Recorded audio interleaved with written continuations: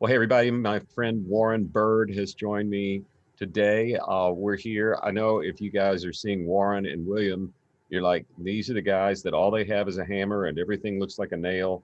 Every conversation's about succession. They won't quit talking about it. But there's a reason, isn't there, Warren? I mean, why is it that succession seems to be more important a discussion now than ever before? Well, the pandemic, William, as we all know, has really accentuated any kind of weakness or gap between what churches and leaders say and what their practice is. Example, I had a pastor friend who was going gangbusters even during the pandemic. He came down with COVID. He was out for a month. He came back and he said, Man, I thought there were so many things that were not dependent on me. And it was really humbling to see how much I was at the hub. I have to do a much better job of leadership development, much less the tough questions of eventually, what if my disappearance had been permanent? He said, I thought I was prepared, but I really wasn't. Well, and that seems to be the easiest place to start with succession is to say, what if I had to be gone for a month or two or three or four? I've talked to pastors that didn't have many symptoms when they were sick, but the backside and the recovery has been a long time. So what would you say to a pastor out there who's like, I'm not retiring anytime soon. I don't need a plan, but I'm interested in an emergency plan. Where should they start? I did this just last week with a pastor, and he said this was tremendously liberating. We gave the scenario, what if the plane went down with you and your number two person? Hmm. Um, who steps in immediately? Who knows what names you've put in an envelope? Who's going to run the staff team? Who's going to head the board because you were the chair and your number two person was the vice chair? This was really helpful to think it all through and to parse out the terrible scenario, but to realize, this emergencies do happen. Yeah. Yeah. Well, so we wrote a book, golly, 6 or 7 years ago. We started researching this book on succession planning for pastors. And you've heard me say my mother thought she was going to have to buy all 12 copies. Turns out it has sold many more than 12 copies and continues to get reprinted. I don't think people know that last March we released an updated and expanded version of Next. Correct. Not a revised version. We didn't recant, but No. all the stuff that had come up since the book had come out, the questions people were asking us, well, what about this? How would you handle that? We thought, well, let's add material to the book and address it. Yeah, we added 100 and how many pages? More than 100, Yeah. and new research on top of it. We interviewed over 50 millennial and Gen Z pastors. And we said, hey, I know it's a long ways away, but if you were planning your succession, what do you want to have accomplished when that day comes? And that was an eye-opening read. We printed their answers as is. So if I've got my copy of Next, why in the world would I buy this updated and expanded version? In part, you want it to be current. The world is changing. We've had pandemics and everything else. And the stories that we told in the initial book, we updated them. The research that we did in the initial edition, we updated. The questions that people are asking today that are different than what they were asking 5+ years ago, we addressed. So if you're going to make this once in a lifetime or very few times in a lifetime to pass the leadership baton, you and your church leadership team get the latest. Yeah, I would say it's funny if you write a book on a subject, then people want you to come consult on that subject. They think you actually know things. And so we wrote this book and put it out. And then all of a sudden, churches had been calling us to help with succession planning, but boy, it accelerated. And in the time since the first edition came out, we've helped one of the biggest Southern Baptist churches, the largest Anglican church, one of the largest Methodist churches, one of the largest PCA churches, the largest Presbyterian church in the USA, one of the largest eco Presbyterian churches. I mean, I could just go the largest Church of Christ. I mean, all the way down the line of pretty amazing flagship churches that we've had the chance to walk alongside and develop a way of saying there is no one cookie cutter for succession, but if you'll tell us your story, we can help craft that. I guess I've found that since the pandemic, people are more aware of the fragility and brevity of life than maybe any time since a big war. And it seems like more and more people are talking about succession than they ever have. Would you agree with that, Warren? Yes, in that The Elephant in the Boardroom, as a long ago book title on succession titled it, it's no longer the elephant in the boardroom. It's an okay thing to talk about strengthening your leadership bench all the way at every level of the church, including senior pastor. What do I need to do to help ensure that when my time comes, the baton is well passed, and whenever possible, potential successors have been trained, equipped, and help to prepare for that succession success? Yeah, I think for me, the goal in writing that first book was to move the conversation about succession out of the parking lot and into the boardroom. And I think that's happened.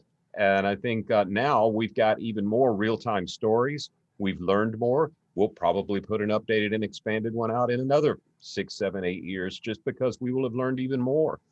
I think this is a phenomenon that will be critical for at least the next 10 years. And part of the reason I say that is just birth rates. There's so many baby boomers that are still working, that are retiring. There's so many millennials and Gen Zs that are coming into the workforce, but probably aren't quite experienced enough to take over a major church. There are not many people my age. There just aren't by birth rate. In fact, if you're a pastor watching this, you can take that piece of knowledge to your next board meeting and share it with any attorney, any financial planner, any doctor, any business owner, and they'll say, "No, you know what? You're right. I'm moving toward retirement, but the only person I can find to hand it off to is 27 years old. And how do I speed that up?" Succession planning has become more critical than ever. I do think in 10 or 15 years, the conversation's going to wane some, because the few of us that are my age will be headed toward retirement. There'll be lots of millennials and Gen Zs that are well prepared to walk into the next rung of leadership. But for now, I think it's more critical than ever. And Warren, let me just ask you this. What are some of the key casualties or unforced errors that happen when a church doesn't have a succession plan?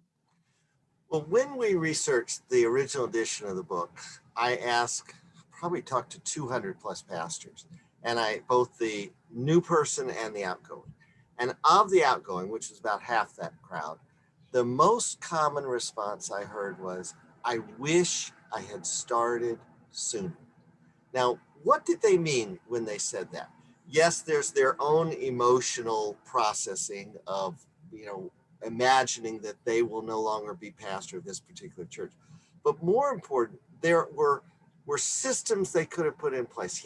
I wish I had restructured this. I wished I had built a financial kitty for that, or gotten rid of the debt in this area. I wished I had realigned the staff. All the stuff that they're like, ooh, new person, that was not the nicest or most helpful for me to leave. Likewise, of those churches that are intentionally grooming a successor, which you have quite a lot. The most successful models are the overlap, where you have the incoming pastor overlapping with the outgoing pastor. It's like, I could help that person build a team around them. There's certain weaknesses and lack of experiences. If given enough time, I can help that potential successor really beef up in that area. And even if that individual doesn't end up succeeding me, I've helped for whatever is next for that person. So it's a kingdom win all the way around if you start thinking farther in advance. One last reason, I did a succession consultation a few weeks ago, and when it was done, the pastor said, "This has been so liberating." Not that he's excited about the plane going down or about, and this pastor was in his 40s, wants to have a natural succession 15 or so years from now. But it was like, oh, this is so good. I see my staff, I see outside potential successors. I see the whole process just with much more clarity. And as a result, I can be much more intentional about my leadership. Well, and one thing we've not mentioned, and pastors probably won't mention out loud, is I see far too often a lack of succession planning leads to an impoverished retired pastor. There's just, pastors are the worst at asking for a raise, contrary to what bad press shows about pastors that maybe are overcompensated. Most of them aren't.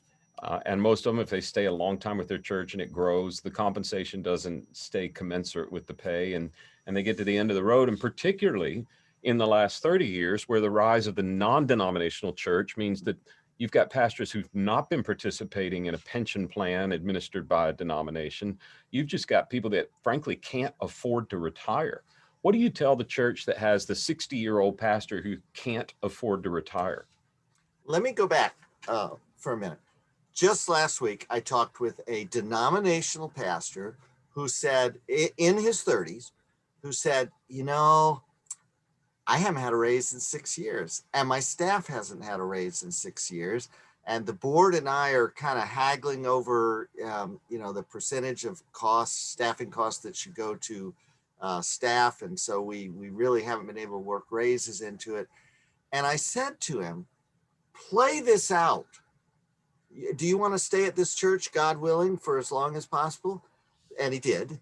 I said, play this out for yourself if there is an eventual retirement or moving on to another church. Play this out for your successor. Play this out for the longevity of your staff. Are you going to be able to hang on to staff if you're not even giving them a raise? And that's all part of thinking succession, long range, and planning. Now, William, to your question of the pastor that ends up at the retirement stage and hasn't saved anything. We've talked with churches about solutions, and it's challenging always, because while that pastor may have been much loved and cared for, and in fact, we have a whole chapter on money in the book next, that pastor may have been much loved, but the church is like, hey, we can't pay 2 senior pastors for very long. We love you, but you're kind of on your own after our send-off to you. And my response to folks who say that is, what you can't afford? A bad succession. Yeah. There's nothing more expensive for a church than a failed succession. So, it's interesting to me to see a number of pastors that we work with that just have not, their pay has not kept up. They've not been able to put away. The church hadn't had matching funds because they've been building buildings. And they get to the end and you say, to make this succession go well and let Pastor Warren leave and not have to worry about compensation, you're going to need to pay, and it's some giant amount and over a fairly short span of years. And I'm yet to have the board that said no. In fact, many times board members will just step up and say, okay, we're going to put 5 or 6 guys together. They're going to make this happen. Because this, and then we're going to make sure we do a compensation study every year. We're going to make sure we're keeping commensurate with what needs to happen. Because in the years, 13 years now, I've been helping churches find their key staff. I'd say the steadiest, most continuous trend I've seen is that pay is going up, and the replacement costs around a pastor are higher than most board members want to admit. So, William, let's be very practical for those who are listening. Yes, our book's opening chapter points out that the primary reason pastors do not move on, even when they sense God wants them to, and the timing, the evidences are that a new hat or place of ministry would probably be more fruitful. They hang on because of financial reasons. And then on the retirement end, pastors hang on because they're not ready financially. So So how do you begin that conversation with your board? William, do you want to throw out a question or two that a pastor could say to the board chair or to one or two key elders that would help kind of give permission to talk about finances in the long run? Yeah, unfortunately, I don't know a good question a pastor can bring to the board about their compensation without sounding like they're grabbing for money. The only thing that I can think of to talk about compensation is to ask the board to do a full compensation study for the entire staff. And then let's make sure we're paying our people enough to retain them. And eventually the board's going to have to say, well, that probably includes the senior pastor as well. So I think if I've seen pastors that actually bring up the money question on their own, it doesn't go well. If they bring it up for their team members, sometimes that goes well. I would say if you're an executive pastor right now and you're concerned about the succession that you can see coming, the best thing you can do is go to the board and say, hey guys, retirement's only mentioned a couple of times in the Bible. It's always about the priests. It's always mandatory. And then the community is supposed to provide for that pastor after they retire. It's in the Bible. What are we doing to make sure our pastor is provided for after retirement? And many times, I affirm everything you just said. Many times, a board member will want to express care for the pastor, and the pastor will brush it off. Absolutely. And this is the moment to say thank you. That's right. For asking such a personal question. And yes, let's find a context where we could talk about that. That would minister to me. Thank you. And pastors, if you're listening, take the raise. Take the raise. You want to give it away after they give you the money? That's fine, but take the raise for the sake of your church. I did a search, Warren, years ago. I don't think we've talked about this. A long time ago, fairly good sized church, about 1,500 people. The pastor was the founding pastor. He'd been there forever, hadn't taken a raise. And for every time they tried to give him a raise, he said, just put it in the mission budget. Just put it in the mission budget. Just put it in the mission budget. 1,500 people. He was retiring and he was making less than $60,000 a year. Okay, well, that was fine for him. He didn't need money or whatever. But when it came time to go find his successor, and I told the board it's going to be more than $60,000 a year because it would, they all looked at me and said, why? Why? Brother Warren's always just, and I mean, it got nasty because the benchmark number was much higher than that. So we just went with the benchmark 50 percentile number. Well, when the congregational vote came out, you had family members of Pastor Warren writing into the congregation and putting on social media that they're not paying, they're paying this new guy all the money my pappy should have had. It was awful. And it was all because of the noble effort of the pastor to say, I don't need a raise, put it in the mission budget. Far better to just take the raise, keep the pay where it should be. If you want to give the money away after they give it to you, fine. But make life for your church, your board, and the next pastor easier by making sure you're keeping up with compensation. It's why, Warren, we've poured probably 2 solid years now into gathering the very best data on pastoral compensation for churches of all sizes. And I don't know that there's another data set anywhere near like ours in real time. And well, I've talked with your data guy, and I would agree. It's spectacular what you've done in terms of what you've gathered and how you've made sure the outliers aren't skewing the numbers. And it's an invaluable service that you've got. Well, it's dirt cheap, and it pays for itself. If you keep a good staff person, then you don't have to hire me to do a search. You paid for yourself. So yeah, I would say that compensation question, Warren, is the trickiest piece of the puzzle that I've seen in all of the time I've done succession. And then secondly would be, what's the pastor actually going to do with their time once they're gone? And I think if you can get those 2 things defined, then you're well on your way. But all of that's covered in Next. It's updated, it's expanded. If your book is yellow, that's not just because it's old and getting yellow, it's because it's the old edition.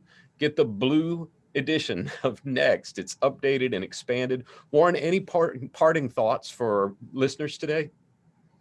I have just loved the care, the soul care to pastors that has occurred in discussions about the book, in saying, look, I'm the pastor saying, I'm going to read this and give it to a couple of board members and say, let's talk about this. There are so many boards who just want to care for their pastors, but haven't had the comfort in raising these dicey questions, because it's like, oh, if I'm going to raise succession questions about you, pastor, it makes you feel like I'm trying to push you away or say your time here is done. But if the pastor will initiate and say, hey, let's talk about this and what can we learn to build a healthier staff culture, not only for me, but for all other employees, present and future of this church, you'll find many board members go, great, this is going to be wonderful. And it Uh, is. I think pastors have felt a almost parental responsibility to their church, and parents never want to admit that they're not going to be around. But board members love it when a CEO says, "Let's talk about how to plan for when I'm not around anymore." I think, Warren, if we could just take one sentence from the book, make it a bumper sticker that lasts forever, it's every pastor is an interim pastor. I mean, we just all are interim leaders. And the more you can show that you're planning for a long-term legacy, the more you're going to win favor with the board. I think you're going to win favor with Jesus, and you're going to set yourself up for a long-term success. And that is such a good discussion starter, William. Whenever I'm talking about the book with an audience that I just really haven't had a chance to chat with or learn about, I use that line because it always connects immediately. I don't know who you are or what your role is, but I do know one thing about you. Whatever you're doing, you're the head usher, you're the pastor of this, you're the staff member of this. One day, unless Jesus comes back real soon, somebody else is going to be doing what you're doing. You are interim. How much work have you put into thinking through how to prepare for whoever is next for a seamless succession? It's pretty much how Jesus spent his time, pouring into the guys that were going to carry the ball after him. Warren, thanks so much for joining us today. I'm sure we're going to talk more. And if you go to nextpastor.com, you'll find all that you need to know about getting the book, about you can order it as a case. A whole lot of church boards are doing that, just reading it together. And we'd love to see you tune in again for another conversation on succession. Thanks.